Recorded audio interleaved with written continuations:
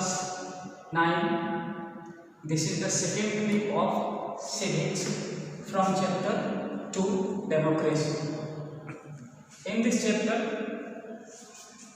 you have to read about some points such as the definition of democracy, meanings of democracy and two features of democracy. यानी पिछले class में clip में हमने democracy के feature के बारे में बताया।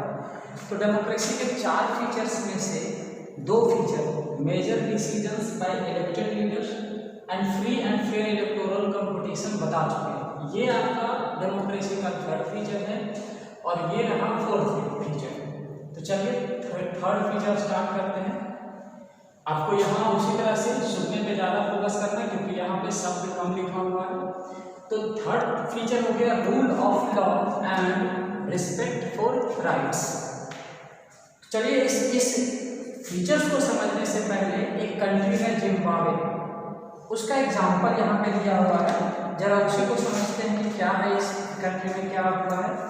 जिम्बाब्वे जो कंट्री है ये इंडिपेंडेंट हुआ 1980 में और जब ये आज़ाद हुआ तो इसके ऊपर एक पॉलिटिकल पार्टी जानु पीएफ रूल करना स्टार्ट किया और इसका हेड था रॉबर्ट मुगाबे। यानी यही पार्टी था और ये व्यक्ति रॉबर्ट मुगाबे जिसने जिम्बाब्वे को इंडिपेंडेंट होने में हेल्प किया। और जैसे इंडिपेंडेंट हुआ तो ये रॉबर्ट मुगाबे वहाँ का प्रेसिडेंट बना। अब प्रेसिडेंट बनने के बाद रॉबर्ट मुगाबे इलेक्शंस जीतने के लिए कुछ प्रैक्टिस करना स्टार्ट किया। जैसे साल पार होते गए, मतलब समय पार होते गए, ईयर्स पार हुआ तो कॉन्स्टिट्यूशन में बहुत सारे बदलाव किए गए और प्रेसिडेंट के पावर में बढ़ोतरी की गई एंड प्रेसिडेंट के रिस्पॉन्सिबिलिटी में कमी की गई। मतलब कॉन्स्टिट्यूशन में ऐसा बदलाव हुआ कि इस व्यक्ति का पावर बढ़ा लेकिन इसका जो काम होना चाहिए वो क्या हुआ, कम हो गया। अच्छा, और क्या हुआ, दूसरा जो अपोजिशन पार्टीज थी, अपोजिशन पार्टीज को हरास्ट किया जाता था, उनके मीटिंग को भंग कर दी जाती थी या गवर्नमेंट के खिलाफ जुलूस निकालने का या डेमोन्स्ट्रेशन का अधिकार नहीं था। और क्या किया इसने, मीडिया को पूरी तरह से अपने कंट्रोल में ले लिया। अब यहाँ पे सवाल ये खड़ा होता है कि जिस कंट्री में डेमोक्रेसी पार्टी भी है, शासन करने वाला प्रेसिडेंट भी है, कॉन्स्टिट्यूशन भी है, लेकिन ये उदाहरण जो है ये डेमोक्रेसी को शो ऑफ नहीं कर रहा है क्योंकि यहाँ लोगों को जो राइट्स है वो नहीं मिल पाता। इसी चीज़ को खत्म करने के लिए डेमोक्रेसी का 3रा फीचर है रूल ऑफ लॉ। तो जो गवर्नमेंट है वो लॉ के अनुसार शासन करे एंड रिस्पेक्ट फॉर राइट, लोगों का जो अधिकार है उसको रिस्पेक्ट करे। अब आगे बढ़ते हैं। 4था है 1 person 1 vote and 1 law. Democracy का एक प्रिंसिपल है यूनिवर्सल एडल्ट फ्रेंचाइज, जो आप पिछले क्लास में पढ़ चुके हैं। इट मीन्स वो एडल्ट जिसकी उम्र 18 साल से ऊपर है उन्हें वोट देने का अधिकार है। और ये डेमोक्रेसी का समझ लीजिए कि ये बहुत ही इंपॉर्टेंट पॉइंट्स है। लेकिन कुछ ऐसे कंट्रीज हैं जो डेमोक्रेटिक सिस्टम को फॉलो तो करते हैं लेकिन इस जो वोटिंग राइट्स है उसको रिफ्यूज करते हैं। हम एग्जाम्पल बता रहे हैं, ध्यान से सुनिए। पहला एग्जाम्पल है सऊदी अरबिया का। सऊदी अरबिया में क्या होता है, तो सऊदी अरबिया जो है वहाँ पे औरतों को वोट देने का अधिकार नहीं था। कुछ दिन पहले वहाँ पे दी गई लेकिन पहले नहीं था। दूसरा इसका कंट्री है एस्टोनिया। यहाँ का क्या कंडीशन है, यहाँ एस्टोनिया जो है यहाँ पे जो रशियन पीपुल है उनको सिटीजनशिप का अधिकार नहीं है।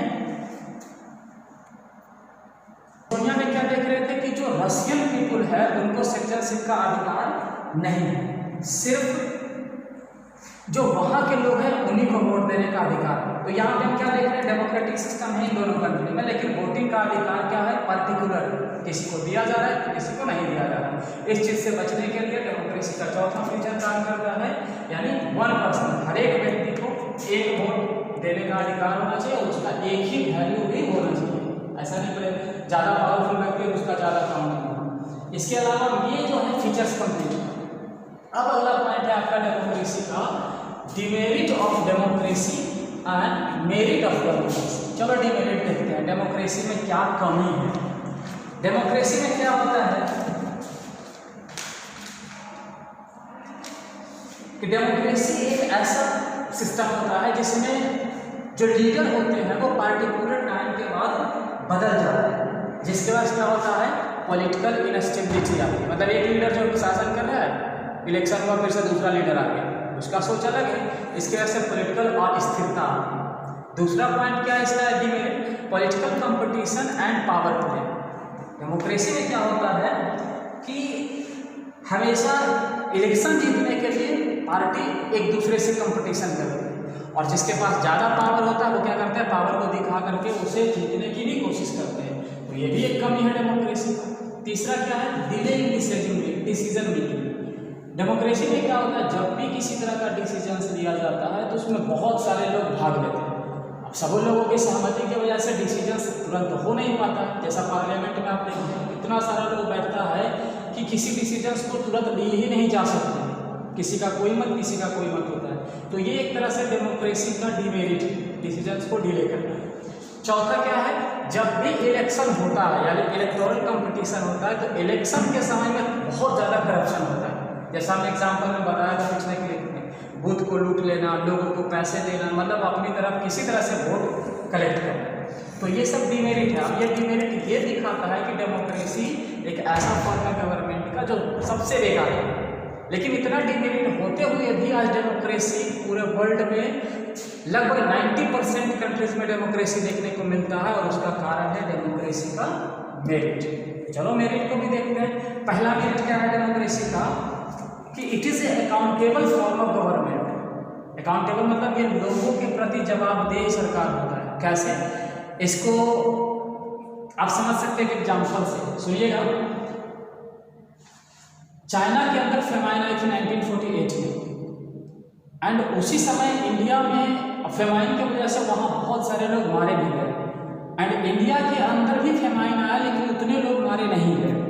अब यहाँ सवाल ये उठता है कि चाइना के अंदर लोग मारे गए और इंडिया में क्यों नहीं मारे गए। तो इसका कारण था कि चाइना में चलता था वन पार्टी सिस्टम यानी कम्युनिटी सिस्टम, कम्युनिस्ट सिस्टम।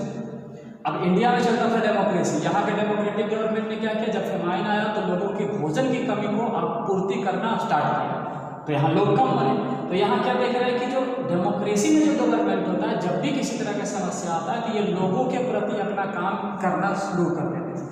इसलिए ये पहला मेरिट है, इसमें बेस्ट गवर्नमेंट। दूसरा है क्वालिटी ऑफ डिसीजन मेकिंग। देखिए ये डिसीजन मेकिंग वाला जो लफड़ा था यहाँ पे, डिलेड डिसीजन, वो यहाँ पे क्लियर होता क्या है डेमोक्रेसी के अंदर, कि किसी भी डिसीजंस को लेने में बहुत सारे व्यक्ति भाग लेते हैं।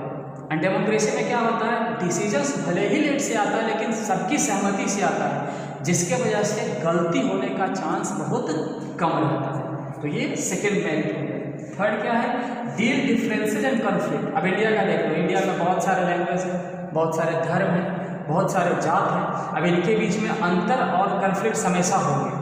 तो इस चीज़ को सॉल्व करने के लिए क्या करता है डेमोक्रेसी, कुछ रूल्स बनाता है, कुछ तरीके प्रोवाइड करता है ताकि ये चीज़ें हैंडल हो सके। अगला क्या है, इनहैंस डिग्निटी ऑफ सिटीजन। ये बहुत ही इंपॉर्टेंट है।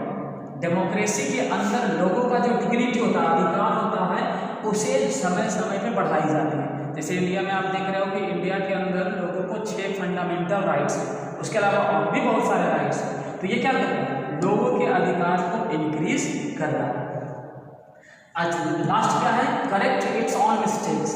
अब देखो मान लो डिसीजंस लिया और यदि वो गलत हो गई तो गलत होने के बाद उसको सुधारने का भी चांस देता है ये डेमोक्रेसी। तो ये जो मेरिट्स है, इस मेरिट्स की वजह से ये क्लियर होता है कि डेमोक्रेसी जो है वो गवर्नमेंट का बेस्ट फॉर्म है।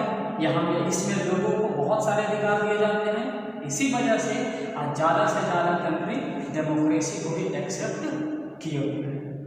तो ये आपका एक टॉपिक और रह गया, ब्रॉडर मीनिंग्स, वो अगले क्लिप में आप देखेंगे। आज के लिए बस इतना ही, धन्यवाद।